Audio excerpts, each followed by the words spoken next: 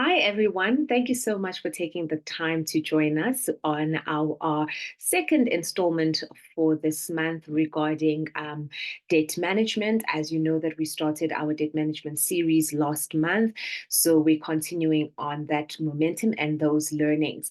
So let us just kick right off. And as normal, I will be stopping my camera so that I can project my screen and so we can be able to actually learn for our lesson today.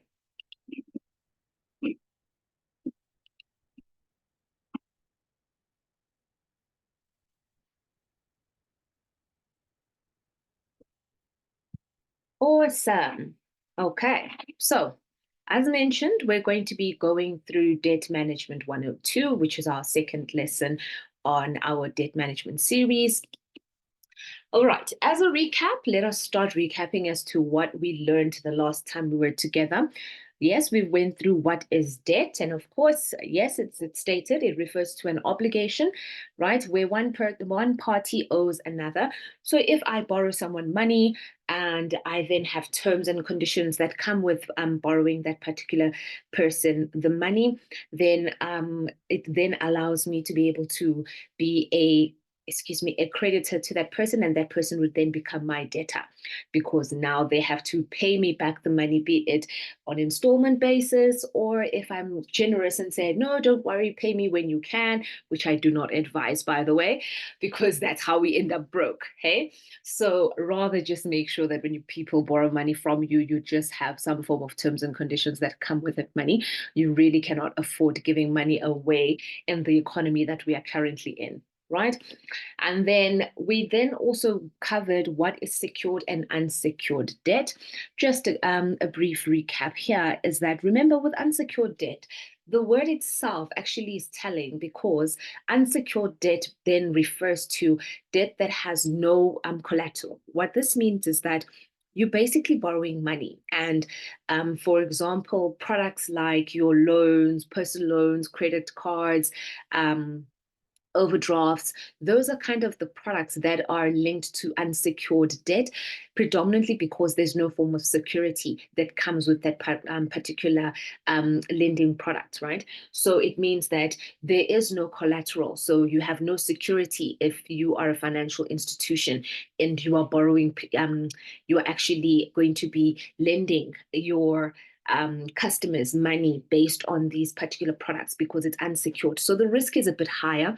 And we did actually discuss the impact, around the risk. And remember that financial institutions are also businesses. So they also need to make sure that they make money out of these kind of transactions. So you tend to find to see that unsecured debt has a bit more higher interest. Okay, it's predominantly because of the risk that is attached to it. Because what recourse does the bank have, when you don't pay your money, right? If you don't pay the bank their loan back, all they can do at that point in time is keep on requesting. And of course, there'll be interest upon interest that is added. And then probably they'll take you, they'll list you, they'll blacklist you as a bad debtor. And and it is a bit of a strenuous activity for them to try and actually get that unsecured debt from you if you are not going to be a good debtor and pay them back as agreed upon, right? Same applies with retail accounts. I mean, it's unlike, for example, if you're not going to pay your Edgar's or Truett's account or Malcolm's account, whichever account, retail account you've got, it's not as if the retail company is going to come and say, bring back my clothes, right? So high chances are no, because you most likely have worn the clothes, or you've probably already don't even have those items anymore. So it does come with a risk, especially when it comes to the particular provider, the service provider, be it the financial institution or the retailers that you actually have these particular accounts with. So that is why the interest on these particular products is a bit high, because they also need to have some form of benefit that they get from these kind of transactions, especially looking at the risk, right? So remember, we spoke about the alternatives the last time we actually engaged about debt management. We spoke about those in our alternatives regarding you getting other forms of financial what is it, get some form of financial relief when it comes to borrowing money. And remember, we spoke about the fact that, having a retail account is not a good idea, especially with the interest that comes with it. Then you rather utilize alternatives like lay-bys, whereby you can be able to actually purchase the items and then pay monthly installments interest free until you pay off those particular installments, and then you're able to actually get the clothing. So those are the kind of things that you can actually utilize instead of actually taking up any form of unsecured lending. And we will be delving into that a bit more deeper, especially with the topic we're covering today. And with that said, I then want to jump exactly to the fact that now we look at how to minimize your debt. So the first thing that you would have to do, of course, is assessing your current financial situation. Okay. Remember, when we talk about assessing your current financial situation, you do a review of all your outstanding debts, right? And then create a priority list. Okay. So creating this priority list and reviewing is important because the only way you're going to be able to identify if you are over indebted or if you can find ways to actually minimize your debt is if you actually do some form of a recollection or reconciliation of all the debt that is under your name, right? So that you have a clearer view, okay? So it's like a little debt budget that you're doing essentially, so that you can be able to identify which kind of facilities that you currently have under your name that you can pay off quicker, or you can cancel, or you can try and consolidate, right? These are things that can be highlighted to you much clearer when you make that list. And part of this list is for you to identify which of your debt is things that you need to actually get rid of quicker, right? And I'd always actually advise you to actually pay off the high interest debt first, right? Because you're trying to actually highlight, creating a priority list is exactly for that. Because when you've got a list of your current creditors, right, and your current debtors, current debtors, and say, okay, these are the people that I'm owing, right? And if you look at this list and then you think to yourself, you also would put down the interest rate next to each of the items. That also then highlights to you how much interest you're paying for this particular facility. And at the end of the day, if you try and minimize the payments on that particular facility, how much you're going to be saving. So that is the kind of exercise you only get to do once you actually make that list of all your outstanding debts, and then create a priority list to highlight which of your debts you need to pay off first because of the high interest implications. Okay. And then, of course, the second step. Okay, second step is then setting debt repayment SMART goals. And I like the concept of thinking of it as SMART goals. And ideally, because we're going to be going through, of course, what the acronym SMART actually then entails. However, the reason we want to have a goal, right, and setting a repayment goal is because the only way you can minimize your debt is if you have a plan as to how you are planning to achieve that debt minimization, right? And you can only do that if you sit down and then put up a plan to be able to achieve that. And that's why I'm teaching around SMART goals and how you create SMART goals so that you can have a SMART goals repayment method that you actually can be able to actually utilize. Okay, let's see what the SMART goals actually has to do with. What does it have to do with specifically? So SMART, starting with the S, of course. So your goal needs to be specific, all right? Let's think about the word specific. So we've already made the list. That was step one. So for the goal, we've already done the first step, which is we've already specified what debt do we have. So if you've got loans, we've got credit cards, you've got overdrafts, maybe you've got retail accounts, and all these different types of debt that you could have under your portfolio. You are but more specific in terms of identifying which of this debt you want to minimize. And now we're trying to actually see how we're going to be able to minimize it. And then, of course, the M then, of course, looks at being measurable. So your goal needs to be measurable. All right. So I would also go back to your priority list, which was step one, because as I mentioned, that when you're creating your priority list, you're going to put it down as what that particular debt is, right? Secondly, how much you're currently owing. Thirdly, what is the interest rate, right?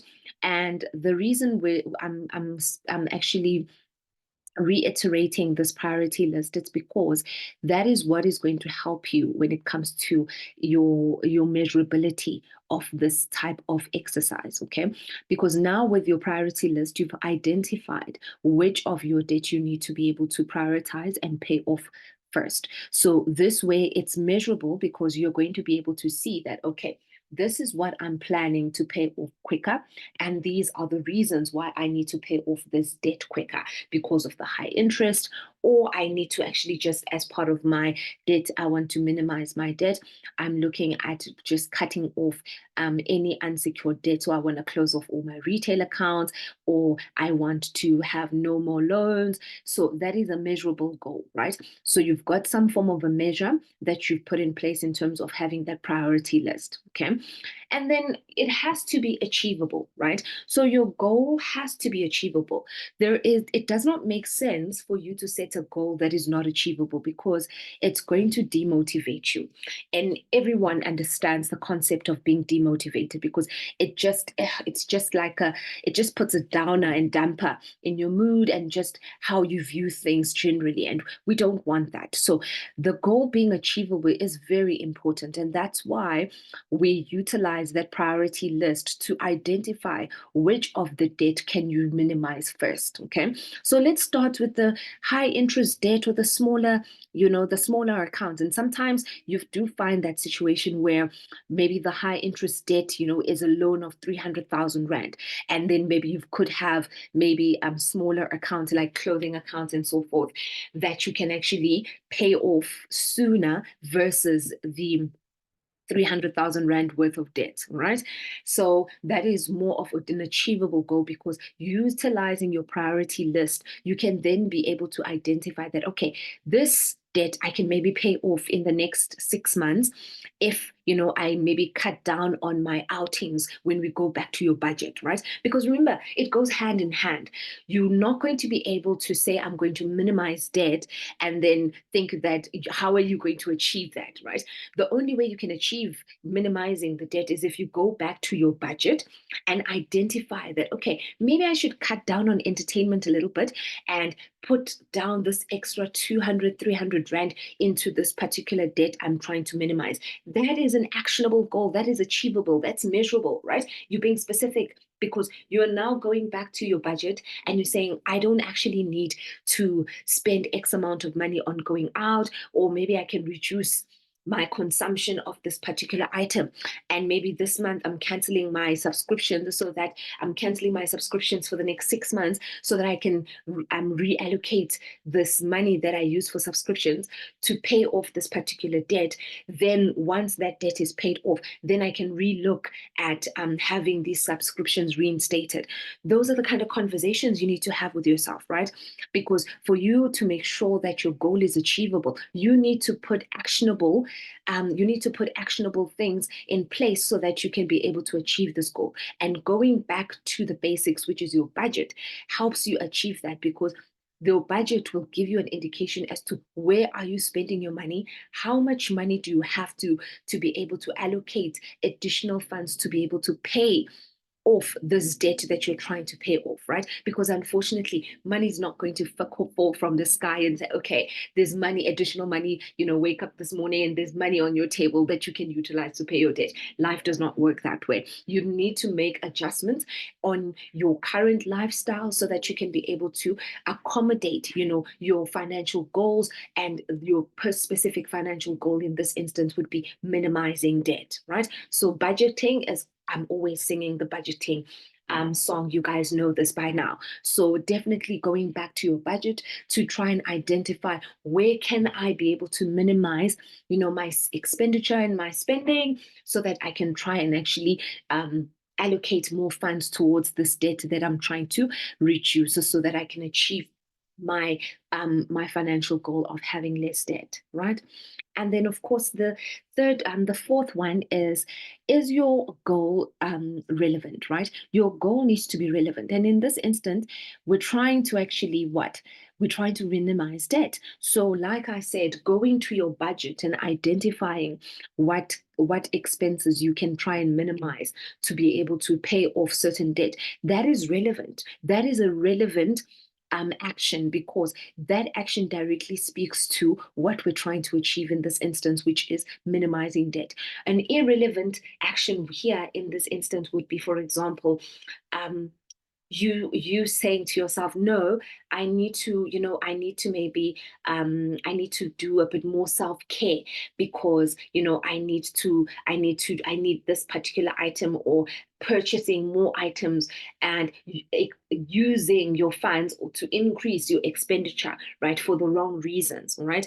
That would be irrelevant, because it's not helping you to achieve the goal, which is minimizing debt. So anything that is going to help you to achieve your financial goal, which is minimizing debt, would then be regarded as relevant. So like I said, going to your budget and identifying items that you can cut down on to try and minimize your spending, so that you can have a bit more disposable income that you can utilize to pay off your debt, that is relevant, right? Because it directly links to your financial goal. Right.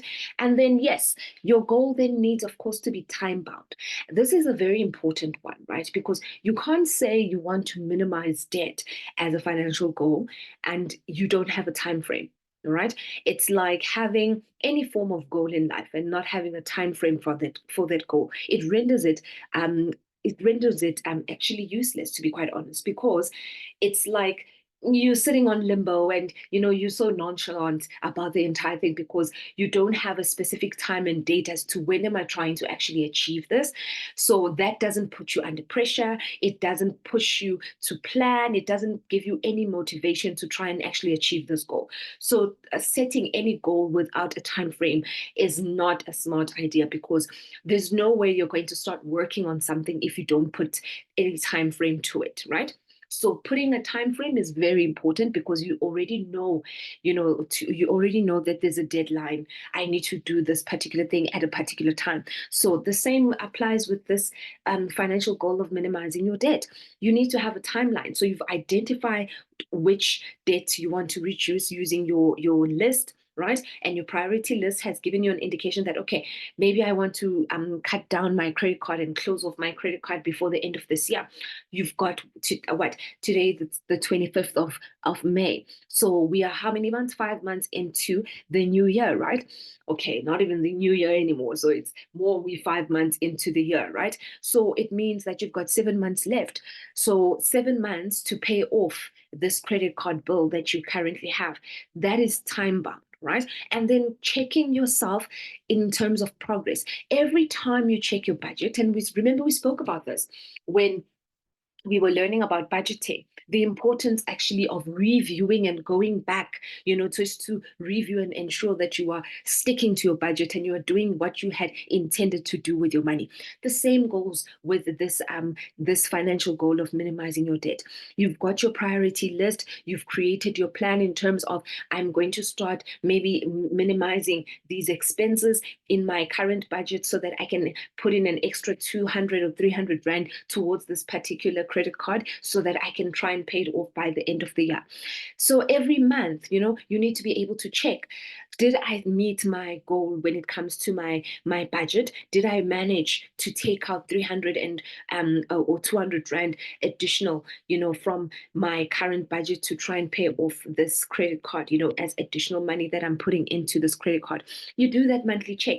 That way you're holding yourself accountable, right? Because if you have a time bound goal, but you're not doing the necessary checks and balances to just make sure that you are still within your plan and you are achieving what you're trying to achieve. So having those little checks and balances helps you ensure that you are going to meet this particular goal that you're trying to meet, right? All right. And then step number 3, you monitor and adjust 100%. So as you're monitoring and you're adjusting, right? The importance about this, it speaks to what I was just saying now, is that when you do these checks and balances, right? A family member passes on, God forbid, right? And these are things that can't be planned. You get into a car accident and you need finances to fix your car, or you've got a an excess amount that you need to pay based on your insurance cover, right?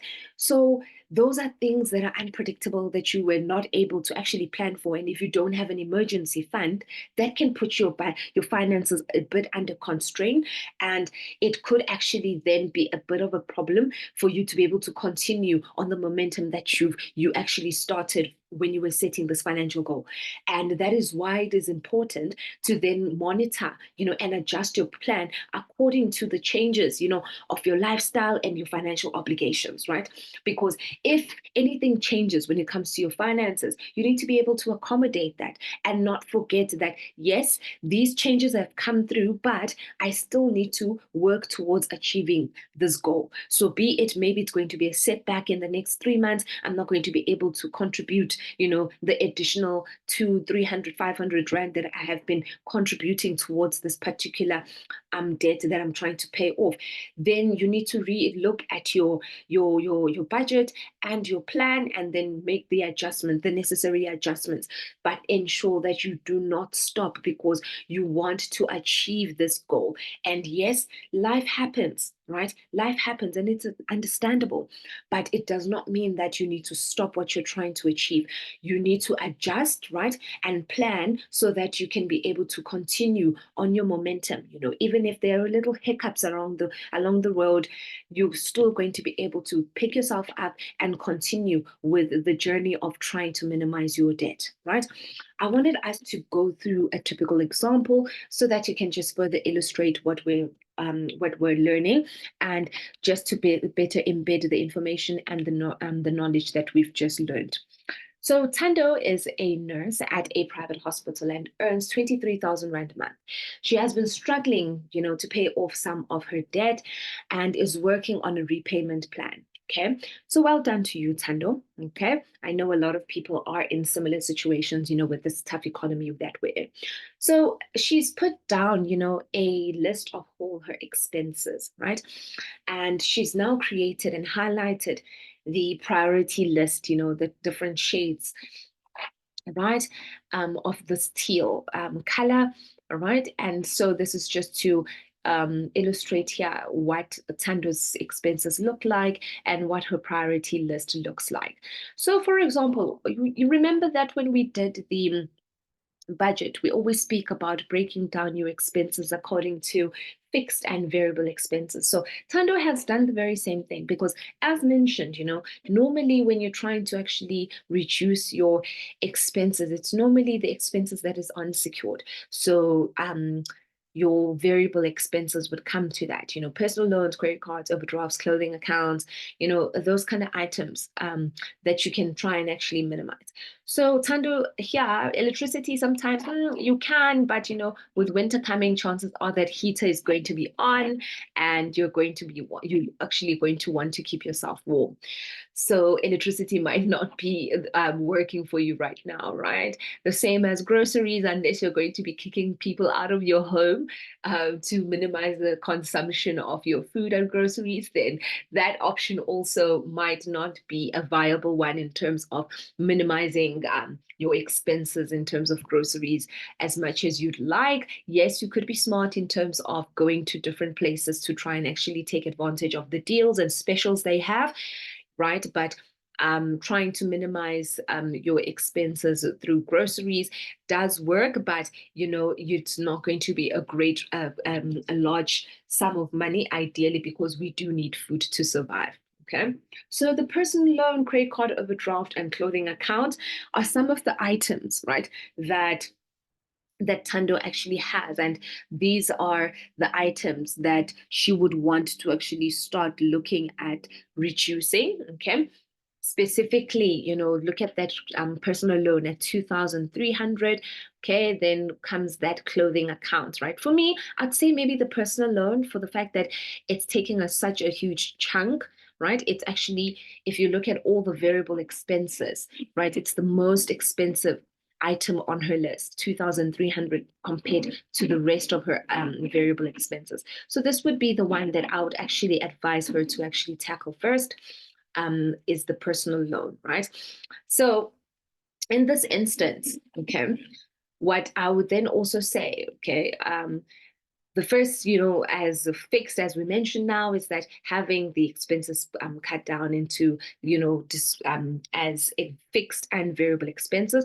And then the example here, I would say, is that, a consolidation loan would be my solution for her, right? And if we're saying a consolidation loan, would be a smart goal for me, is the reason why. It's because firstly, it's specific, right? It's a particular product that is identified actually, and actually the concept of a consolidation loan is ideally for that, to try and consolidate all your debt. Because let's go back to the list that Tando has, apologies. So if you look at it, she's paying interest, right? Oh, why is my cursor doing its own thing? So she's paying interest, right? She's got a different interest rate for the personal loan, a different interest rate for a credit card, a different interest rate for overdraft, a different interest rate for her clothing account. She still has to pay service fees for each and every one of these items, right?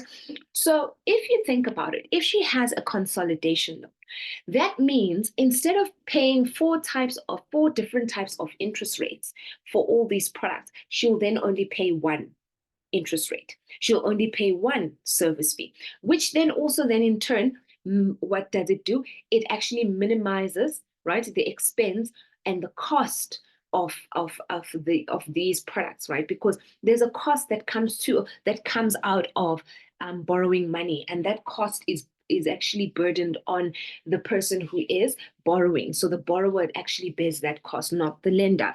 So that's why you pay the interest and you pay the service fee. And sometimes you pay some form of insurance as credit protection. So imagine having to pay all of those different items for each and every one of these products, right? So it will be cheaper for her to actually pay for one loan instead of all different types of products. So you'll pay for one loan and then have one service fee and one interest rate, which does actually work out to be much cheaper versus the amount of money that she's currently paying. Because if you look at it, she's currently paying what, 2,300, that's 3,300, 4,600, 5,000, 4,600, 5,000, 6,000. It's about 6,400, right? All on this debt, okay? So that would be my solution, okay? Look at a consolidation loan, Tando. And yes, it's smart because it's specific, right? It's measurable because you are able to actually identify the fact that this particular consolidation loan is going to be able to minimize your interest payments. It's going to minimize your service fee payments.